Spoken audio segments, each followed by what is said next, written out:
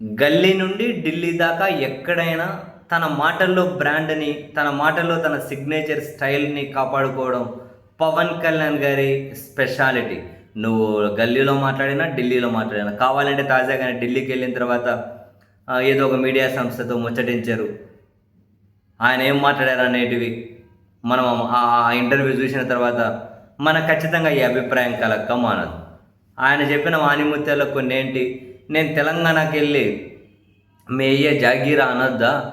మరి అక్కడికి నన్ను రావద్దు అనడం నా ప్రాథమిక హక్కులకు భంగం వాటిల్లడమే కదా!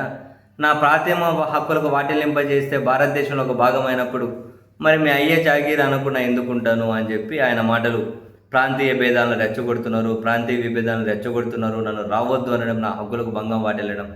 ఇవన్నీ విన్న తర్వాత ఇదే పవన్ కళ్యాణేనా రాయలసీమ రౌడీలు పులివెందుల సంస్కృతి అని చెప్పి గట్టి గట్టిగా అరిచిన వ్యక్తి ఏనేనా? అప్పుడు అట్లా అరిచారు, ఇప్పుడు ఇట్లా. అది ఏదైనా తన కన్వీనియంట్ కోసం మార్చుకుంటూ ఉంటారు. తెలంగాణకు రావద్దని ఎవరన్నారు? ఈయన ఉన్న తెలంగాణలోనే కదా, ఇక్కడ చూడ హైలైట్ చూడండి, తనున్న తెలంగాణలోనే కదా రావద్దని అనింది ఎవరు?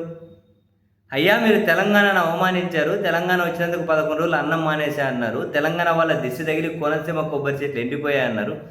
మమ్మల్ని అవమానించి మళ్ళీ మా దగ్గరకు వస్తాం, మీకు వేరే దిక్కు లేదన్నట్లయితే ఎట్లా రాణిస్తాం? మమ్మల్ని అవమానించారు, మీరు లేకుండా మాకు దిక్కు లేదన్నట్లు మాట్లాడుతూ ఉన్నారు.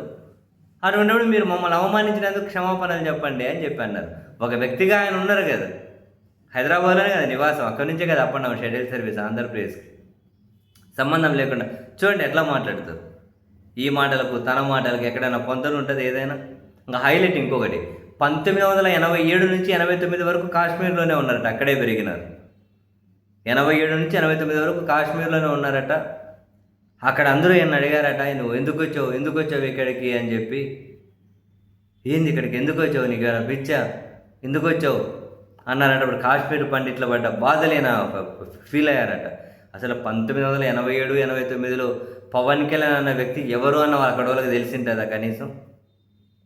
అంటే ఈయన సినిమాలోకి ఫస్ట్ సినిమా వచ్చే కంటే ముందు దాదాపు 8 ఏళ్ళ ముందు ఎవరికైనా తెలిసింటుంది. అంటే నేనేమంటానంటే తనకు తాను గొప్పలు చెప్పుకోవాలి, తనకు తాను కన్వీనియంట్గా ఏదైనా మాట్లాడుకోవాలి.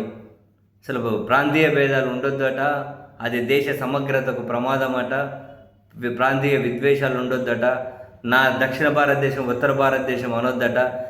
ఈ వ్యక్తే కదా మీ ఉత్తర భారతదేశం ఆధిపత్యం ఏంటి, పాచిపోయిన లడ్డు ఇచ్చారా, ఇచ్చేయండి మా సౌత్ ఇండియా, ఇవన్నీ అనింది ఏనే.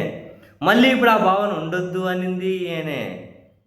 అరే నిజంగా ఇట్లా మాట్లాడుకుంటూ పోతే అసలు మనకు హైలైట్ అనిపించేది, ఆశ్చర్యం అనిపించేది ఏంటి అంటే, అసలు ఏమాత్రము స్థితప్రజ్ఞత లేని, ఏమాత్రము రవ్వంత స్టాండ్ అంటే ఒక విషయం మీద స్టాండ్ అవ్వలేని ఇటువంటి వాళ్ళను కూడా ఇంత కొందరు పిచ్చి పిచ్చిగా ఎట్లా అభిమానిస్తారు అసలు? అది ఇంకో పెద్ద మిస్టరీ ఏముందిలేండి. మినిమం అవగాహన లేకపోవడం, రవ్వంత చైతన్యం లేకపోవడం. అంతకుమించి అసలు ఏ విషయంలో కమిట్మెంట్? ఒక నాయకుడిగా నాకు లక్ష్యం ఉందని ఎప్పుడైనా చెప్తారా?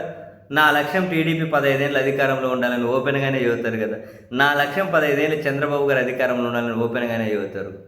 ఒక పార్టీ పెట్టేందుకు లక్ష్యం లేదు, నాయకుడిగా లక్ష్యం లేదు, ఒక ఐడియాలజీ లేదు, ఒక సిద్ధాంతం లేదు, ఒక కమిట్మెంట్ లేదు, అయినా అభిమానిస్తున్నారు అంటే అభిమానించి ఆ ఉండ నలుగురు గురించి చూడండి ఎంత దారుణం. ఎక్కడ ఒక్క విషయం మీదైనా కనుక స్టాండర్డ్ ఉందా?